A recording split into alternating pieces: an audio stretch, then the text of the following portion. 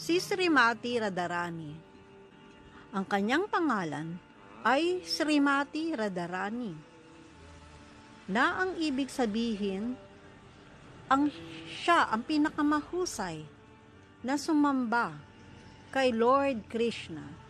Si Radharani ay napakaraming mga pangalan na naaayon sa kanyang kalidad at mga katangian.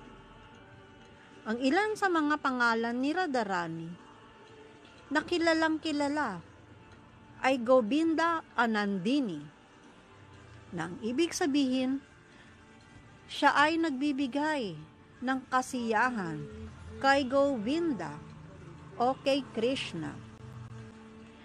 Tinatawag din siyang Radhika sa ibang Puranas dahil sa kanyang pagsamba sa ating Panginoon ay tumutupad sa kanyang mga hangarin. Aradhana ang pinakaugat na salita ng Radharani, na ang ibig sabihin ay nangunguna sa pagsamba sa ating Panginoon. Siya ang pinaka o topmost na sumasamba o servant ni Krishna. Ang sinag ng buwan ay napakaganda sa kalangitan sa gabi. Sa umaga naman, ito ay nawawala. Katulad din na ang kagandahan ng isang lotus flower sa umaga, pagkagabi naman ang talulot nito ay sumasara. Pero aking kaibigan, ang magandang muka ni Srimati Radharani ay laging nagliliwanag at napaka-kaakit-akit, maging sa umaga o sa gabi. Kaya wala tayong maikukumpara kahit na anuman o sinuman sa kanyang kagandahan ng muka. Ang kanyang mga kilay ay parang pana ni Cupido. Ang kanyang mga sulyap ay kaakit-akit na para bang mga nagsasayawan na mga bubuyog na laging gumagalaw dahilan sa kanilang kalasingan sa pulot. Ang mga Puranas ay nagsasabi ng istorya tungkol sa banal na pag-appear ni Srimati Radharani na katulad ng mga sumusunod.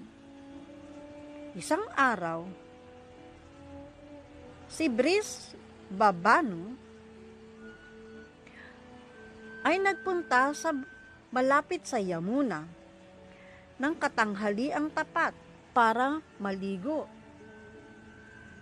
Nang mga oras na yon ay nakita niya ang malagintong lotus flower na naroroon sa tubig at nagniningning na parang libu-libong mga araw. Si Brisbhabhanu ay dali-dali na sumulong sa lawa. At nang siya ay mapalapit na sa malagintong lotus flower, ay nakita niya ang napakaganda at nagniningning na batang babae na nakahiga sa mga talulot ng lotus. Na mga sandaling iyon, si Lord Brahma ay nagpakita at nagsalita ng may makapangyarihang tinig. Sinabi niya kay Brisbhabhanu na siya, si Brisbhabhanu, sa kanyang dating buhay at ang kanyang asawa ay nagsagawa ng mga dakila at malalaking sakripisyo Kanya naman, ang konsorte ni Lord Vishnu ay kanilang magiging anak. Sinabi din ni Lord Brahma na ang batang babaeng ito ay ang orihinal na si Goddess Lakshmi. At inilagay ni Lord Brahma sa mga bisig ni Brishabhanu ang bata. Natuwang-tuwa naman dahil sa permiso ni Lord Brahma ay iniuwi niya na sa kanilang tahanan ang bata. Kita nila na talagang nagniningning ang napakagandang bata na parang buwan.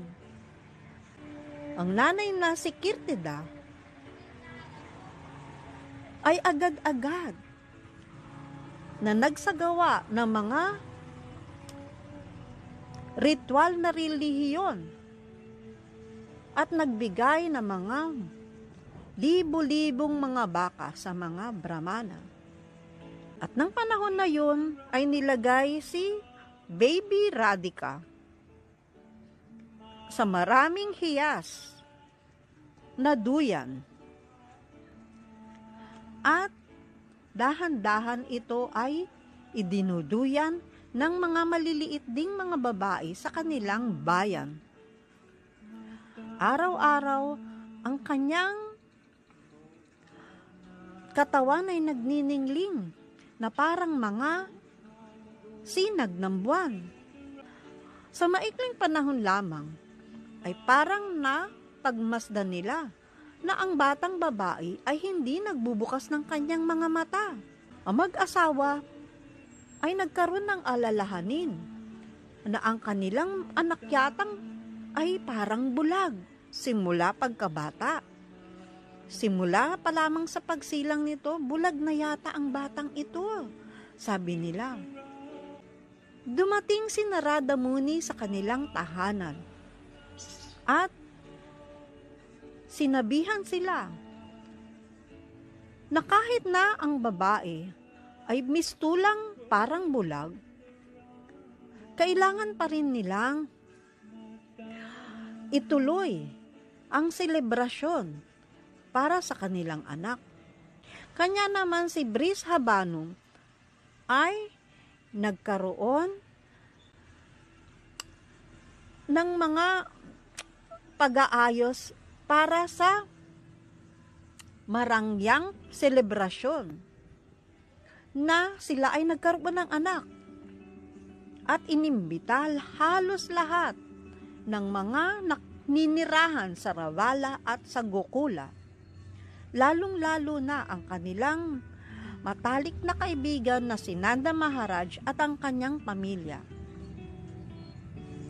Nang dumating na ang oras na pinakahihintay na magkakaroon ng selebrasyon, ang lahat ay tuwang-tuwa na dumating sa katahanan nila Radharani. Si Nanda Maharaj at ang Nanay Yasoda ay dumating din kasama si Rohini at kasama din ang kanilang maliliit na anak na si Krishna at si Balaram. Sabi ni Kirtida sa kanyang kaibigan na si Yasoda, napakasaya ko at nagkaroon ako ng babaeng anak na napakaganda. Pero sa palagay ko, ako'y naliligalig dahil parang siya ay bulag. Si Krishna naman ay gumagapang-gapang sa looban at ang kanyang maliliit na kamay at mga paa ay nakakatuwang pagmasdan. Nakalapit siya sa kama ni Radhika na noon ay nakahimlay. Napatayo si Krishna sa may gilid